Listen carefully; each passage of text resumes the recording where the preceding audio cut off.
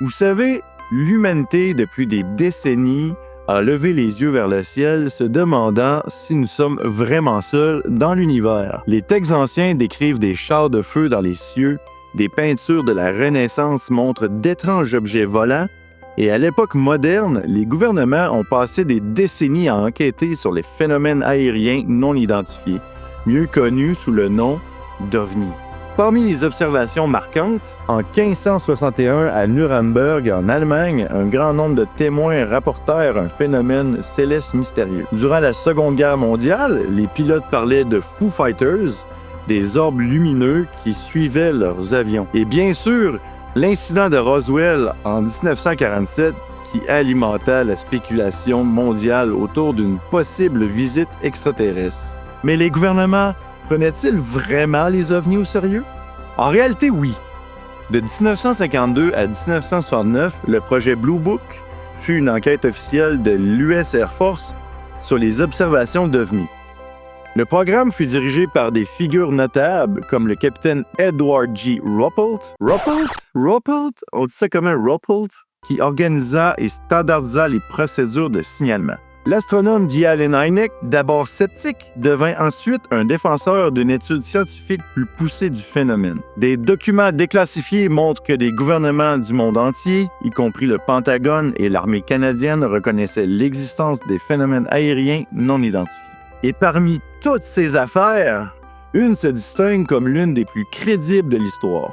Un cas tellement étrange et bien documenté que même les sceptiques peinent à l'écarter. En effet, pas la peine de chercher aux États-Unis ou ailleurs dans le monde pour les petits bonhommes verts, ça se passe ici même au Canada.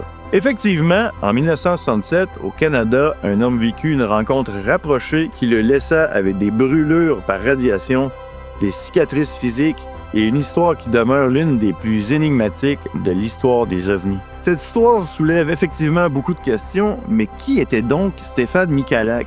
Et que s'est-il réellement passé? Qu'était l'incident de Falcon Lake? Le 20 mai 1967, Stéphane Michalak, un prospecteur amateur, s'aventure dans la nature près de Falcon Lake, au Manitoba. À la recherche de quartz et d'argent, ce qu'il trouve est bien plus étrange. Vers midi, il aperçoit deux objets métalliques en forme de disque descendre du ciel. L'un d'eux atterrit non loin, émettant une lueur rougeâtre et un bourdonnement grave, tandis que l'autre reprend son envol et disparaît. Stéphane s'approche du vaisseau posé au sol. Il constate une surface métallique, lisse et une forte odeur de soufre. Une trappe alors s'ouvre, laissant échapper une lumière violette intense et des voix étouffées. Alors Stéphane s'approcha et lorsqu'il touche la coque, son gant brûle instantanément. Le métal est chaud. Soudain, une grille d'aération libère un jet de gaz brûlant qui le projette en arrière. Sa chemise et son chapeau prennent en feu. Il garde sur la poitrine une marque de brûlure en forme de grille, parfaitement alignée avec la structure de l'évent. L'objet décolle ensuite dans un sifflement aigu et disparaît à toute vitesse, le laissant seul, désorienté et souffrant. Brûlé, étourdi et nauséeux, Stéphane tente de regagner la civilisation en traversant la forêt. Il parvient finalement à rejoindre une route et se faire reconduire à son hôtel, où il s'effondre. Transporté d'urgence à l'hôpital de Winnipeg, les médecins constatent les brûlures étranges, parfaitement géométriques. Au fil des semaines, il perd du poids, ses cheveux tombent temporairement et il souffre de symptômes mystérieux. La Gendarmerie royale du Canada et l'armée enquêtent sur les lieux, mais ne trouvent absolument rien dans un premier temps. Quelques semaines plus tard, en revenant avec Michalak, les enquêteurs mesurent un niveau de radiation légèrement supérieur à la normale, particulièrement à l'endroit indiqué par le témoin. Des analyses de ses vêtements révèlent aussi des traces radioactives. Le projet Blue Book s'intéresse au cas, mais sans parvenir à une conclusion définitive. L'affaire attire l'attention médiatique internationale, bouleversant la vie de Michalak et de sa famille. Il publie un manuscrit en 1967, My Encounter with the UFO, 2546011. 2546011. Mais insiste qu'il pensait plutôt à un prototype expérimental qu'à un vaisseau extraterrestre. Malgré cela, il subit une grande pression médiatique. Sa famille est affectée et son fils Stan est victime d'intimidation à l'école. Michalek cherchera ensuite à se retirer de l'attention publique jusqu'à sa mort en 1999.